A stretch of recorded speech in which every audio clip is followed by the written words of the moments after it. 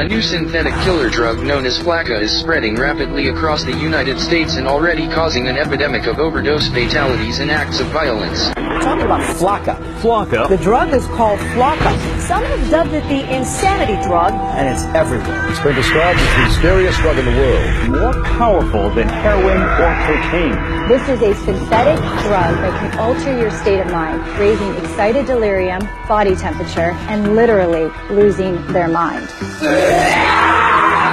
They're all experiencing like superhuman kind of strength. It takes 6 policemen to hold them down. That's a problem. Psychotic breakdowns, hallucinations, aggressive, violent behavior, Cannibalism and self-mutilation. indiscriminate violence when Flaca takes over. We are living in the context of the end of the age. We are a nation under judgment. Welcome to stage 1 of the zombie apocalypse. It's been long theorized that controlled substances can bring people closer to the spirit world. Sometimes, however, what comes out of that experience isn't what you'd expect. And right now, our society is being plagued, dominated by an epidemic of controlled substances. In the 1970s, people were talking about peace and love, but nowadays people are coming back from bad trips and total psychosis. The number of overdoses are up, as are the cases of total zombification, i.e. demonic possession. The dark side opens people up to such possessions through lack of faith and environmental conditions. And while this isn't so much an issue with people of faith or orthodox practitioners, if your foundation is public education, if your dogma is militant atheism, substances like bath salts or Flaca can be the ingredient that pushes you over the edge, an edge that you will never come back from. Weaponized substances such as bath salts and spice are being mixed into just about everything these days. E-cigarettes, chocolates, party drugs, with the intended purpose of fucking you up permanently. These are not the days to be experimenting with new things. These are not the days to be a party kid. Nefarious agendas are at play, and just about everything out there these days is being spiked with chemicals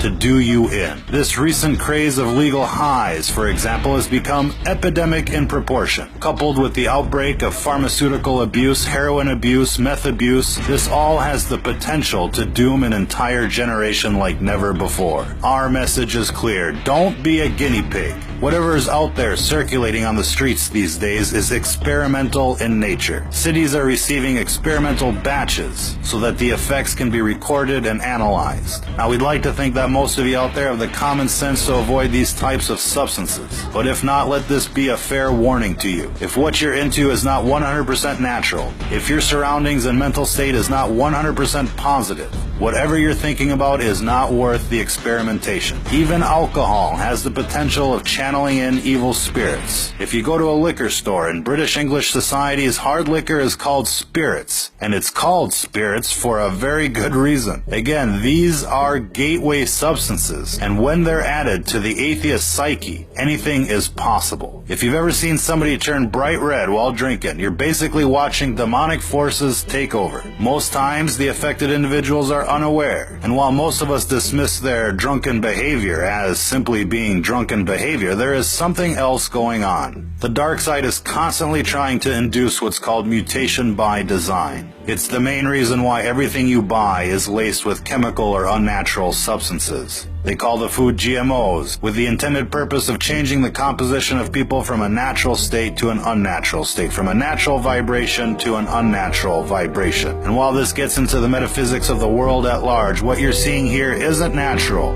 It isn't safe, and it isn't just psychosis. It's what happens when you stare into the abyss, and when the abyss stares back. If you're listening to this, you are the resistance.